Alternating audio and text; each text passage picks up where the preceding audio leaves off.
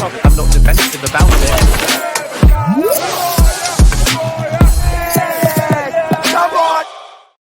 Yes, people, what's happening? Welcome back to the channel and welcome to another transfer video. First things first, guys, make sure you smash that like button, subscribe if you're new around here, and as always, leave your thoughts in the comments. And in today's video, we're once again going to be discussing West Ham forward Mohammed Kudus, because we have had developments in that saga. Chelsea have been offered the opportunity to sign Kudus. He's 24 years of age, Ghanaian international, versatile across the front line. West Ham believe they're going to need to sell before they can buy this summer. And Kudus is probably one of their most sellable assets. And we had it from multiple people last night that Chelsea have been offered the opportunity to sign Mohammed Kudus. Now, this is Kaveh Solokol, chief reporter at Sky. Chelsea have been offered the chance to sign West Ham forward Mohammed Kudus. They have not said no at this stage and are considering whether to add him to a list of targets. During discussions, they were asked about the availability of Robert Sanchez. The goalkeeper worked with West Ham manager Graham Potter when they were together at Brighton. Graham Potter, by the way, has got an opportunity to become a Chelsea legend. If Potter takes Sanchez off our hands, you, my friend, are a Chelsea legend, and I will love you forever and will be eternally grateful and in debt to you for the foreseeable future. Now, we know, guys, with Kudus that there's an £85 million clause which is active for Premier League clubs. I think it's 80 for clubs in Europe and it's 120 for clubs in Saudi Arabia. I don't believe that Chelsea have got any intentions of getting anywhere near that clause, which is why players have been discussed. We know that TalkSport reported that a player's deal was rejected, including the likes of Sanchez and Dewsbury Hall, who West Ham have had previous interest in. They're believed to want a high cash offer. And Kaveh has also added on Mohammed Kudus that he turned down the chance of more than trebling his salary with a move to Saudi Arabia. A Saudi Pro League club were close to paying West Ham 70 million valuation. He does not want to move there at the moment, but he's likely to leave West Ham this summer. West Ham would expect to almost double the 38 million they paid Ajax 2 years ago. They've been offered players in part exchange, but that could increase their wage bill. Kudus is ambitious and Champions League clubs will be options. So, according to Kaveh, then, it looks like maybe that £85 million release clause, guys, might not need to be met in order to get Kudus. You know, he's talking about a £70 million valuation. Maybe an offer of 70 million would get a move done for Mohammed Kudus. Now, I'm a big fan of Kudus. You know, what we should have done was signed him back in 2023 when we were heavily linked with him whilst he was at Ajax. West Ham got him for 38 million. It's going to cost, almost double that to get him just 2 years later. Yeah, I know we signed Cole Palmer that summer and we can't really complain about that one. But Kudus is a fantastic footballer. He's a great dribbler. I think he's the best dribbler in the Premier League, certainly stats-wise last season. He's a very good ball carrier. He's strong. He's physical. Yes, I know his numbers were poor last season compared to his first season in the Premier League, but he's playing in a dreadful West Ham side. Yes, he should have delivered more, but when you're surrounded by a lack of quality, it is hard to drag yourself to that level constantly.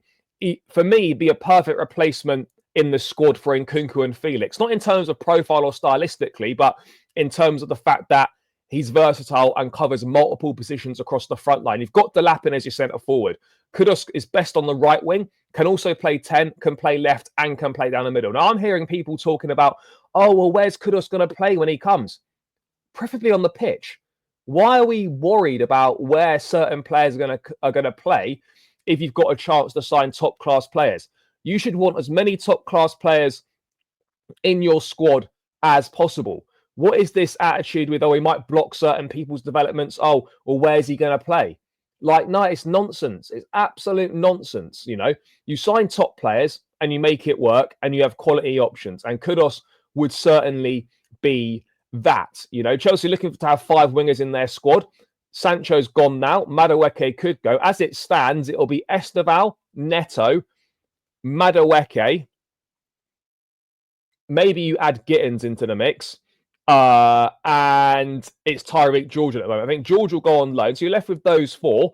And Kudus could be that fifth. I would much rather spend around £70 million on Mohammed Kudus than I would spend that same £70 million, for example, on Hugo Ekitike. I think a move for Kudus at £70 million is much, much better value than a move for Hugo Ekitike at a similar price. I'm excited by this move. It's not been ruled out, and it's clear that Maresca wants someone who's a very good ball carrier. Hence, these links with Kudus, and hence the links with Morgan Rogers. Both players very good ball carriers, very good dribblers. They're physical, they're strong, and Maresca clearly is looking for something like that in the final third because it's currently missing in the squad. It is absolutely currently missing in the squad. So let's wait and see how this one develops. But I think it's going to be one to keep an eye on. It's going to be an interesting one to watch. Again,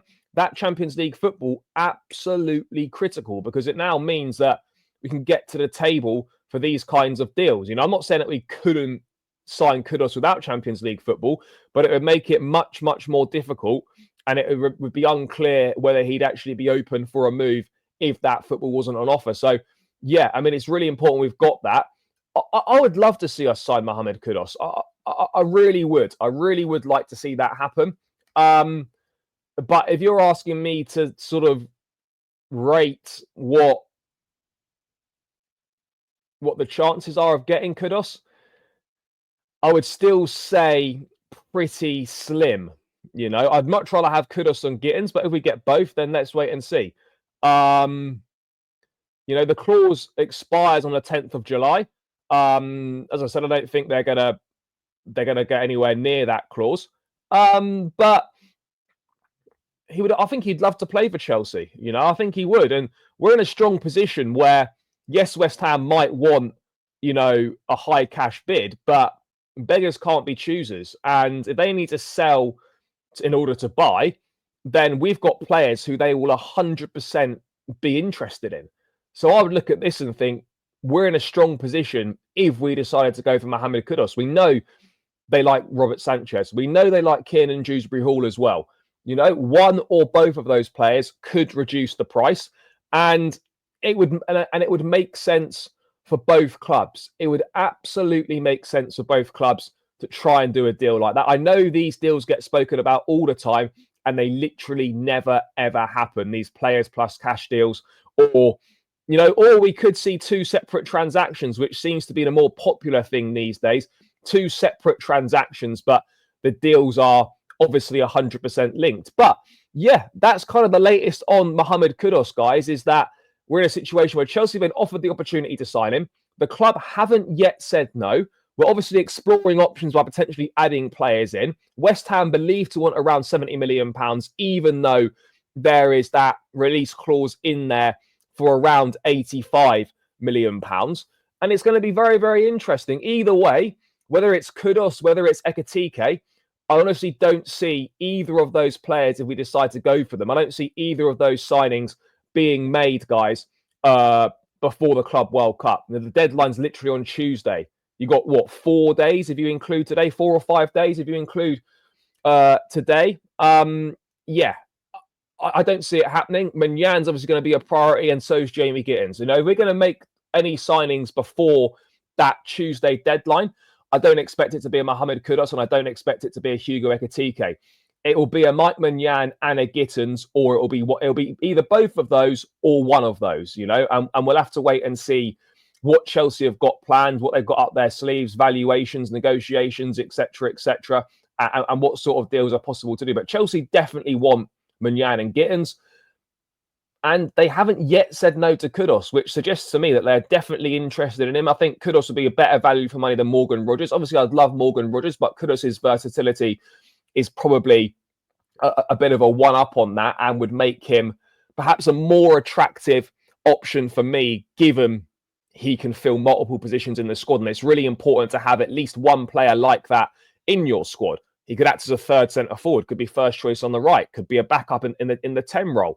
All these different options which would be absolutely brilliant for us. But yeah, guys, that's my thoughts on Kudus. Chelsea haven't yet said no. Let me know your thoughts. What do you think is a fair price? Do you think the Blues should make a move for him? I'll catch you again in another one soon. Up the Chelsea, and I'm out. Peace.